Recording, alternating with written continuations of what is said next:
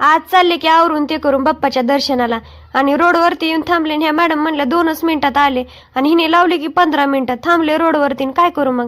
आल्याच्या नंतर आम्ही निघालो बघा बीडमधून, आणि एवढी ट्रॉफिक होती. दाखवते बघा, ही सुभाष रोडची ट्रॉफिक तर कितीच होती. मग ऑलमोस्ट आम्ही निघालोच, पोहोचलोच होतो आता. आणि नामलगाव फाट्यावरती आलो, आणि एशीच्या केलं की आता एंटर. आणि गाड्या बघून तर म्हणलं खूपच गर्दी आहे की काय, आणि तसंच झालं. मंदिराच्या अलीकडेच बघा किती ट्रॉफिक झालेलं होतं. मग गाडी वगैरे लावली, निघालो आम्ही दोघी पायीच. आणि गर्दी बघून तर म्हणलं आज आमचं दर्शन होतंय की नाही. उशीर पण झालेला होता. आणि मंदिराच्या पुढे गेलोत की गेल्याच्या नंतर बघितलं तर बघा तर ही गर्दी कितीच गर्दी होती. म्हणलं आमचे काय दर्शन व्हायची गॅरंटी नाही बाबा.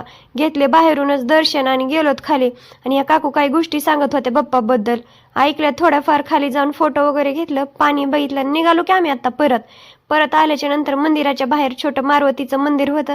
घेतले बाहेरून दर्शन आणि निघालो आता. आणि घ्यायचं तर भरपूर होतं बघा, पण आम्हाला उशीर झालेला होता. म्हणलं उशीर झालाय, पुन्हा कुठं थांबत बसावं. म्हणलं इकडं तिकडं ट्रॅफिक एक वाढलेली होती. आणि निघालो, आणि उशीर झाला. आणि ह्या मॅडम एका लहान मुलाची खोड्या काढत बसल्यात बघा. काय करणार व, ही पण लहान आणि ते बाळ पण लहानच झाले. आणि थोडं येऊन थांबलोत पुढं, बघितलं तर खूप ट्रॅफिक होती. निघालो आता आम्ही. चला तर मग भेटूया उद्याच्या ब्लॉगमध्ये. So bye bye.